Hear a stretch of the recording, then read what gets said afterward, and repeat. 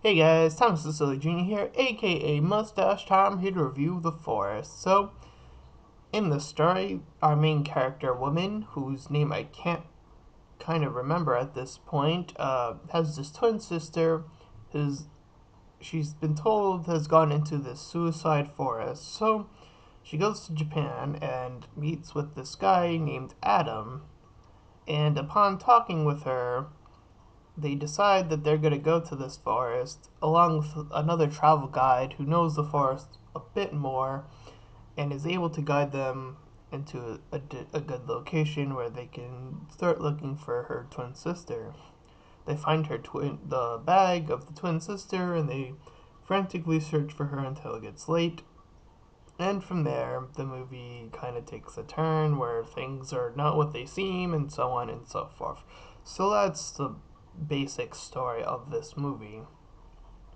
So, I'm going to talk about the issues first of this movie. Then I'm going to talk about what was good, which is actually a very flipped thing of what I normally do. So, first, we have to talk about the cliches. This movie does the typical jump scares.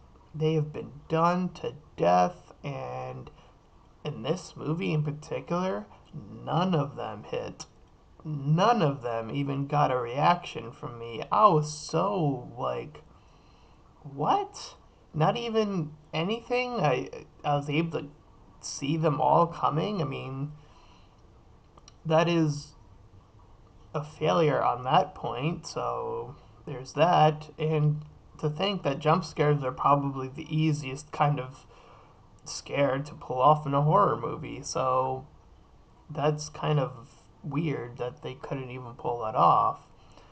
The other issue I have comes from the main character, and she wasn't really all that interesting.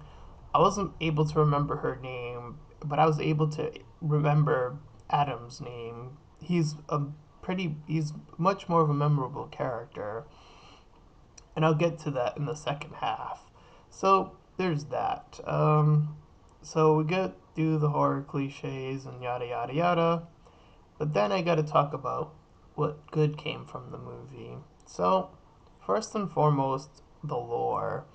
I think this is actually pretty well done in the movie, making the forest actually seem like it had a pretty interesting backstory. And they heavily utilized Japan and its location in the forest all together in one unified story.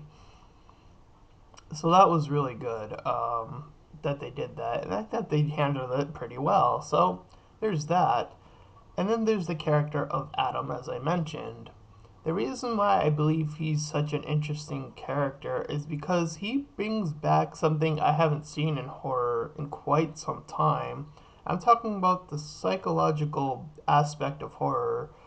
I haven't seen this done this well executed since Silent Hill, a movie that's about a decade old by now.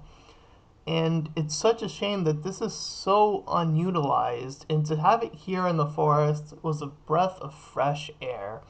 As Adam's character is actually really, really interesting, the way he sort of shifts in his character from going from one thing to another and doing it in such a slow and sly way was really, really well done, and it really made me think about what was going on. I didn't know whether or not I should be trusting this guy or not trusting this guy. That's what horror should be about. It should be about making people think about things way after the movie is over. And it's been so long. I've been so longing to see this done this well. So I definitely commend the movie for that aspect. So at the end of the movie, I found myself somewhere in the middle, as yes, we do have to go through the cliches, but again, on the other hand, there are some aspects that really, really work. So I'm going to give this movie a 5 out of 10, the middle ground. So this movie has elements that work and some elements that completely fail. At the end of the day, it's an okay movie. So that's my review. I'm Thomas the Jr., aka Mustache Time, and I'll see you guys next time.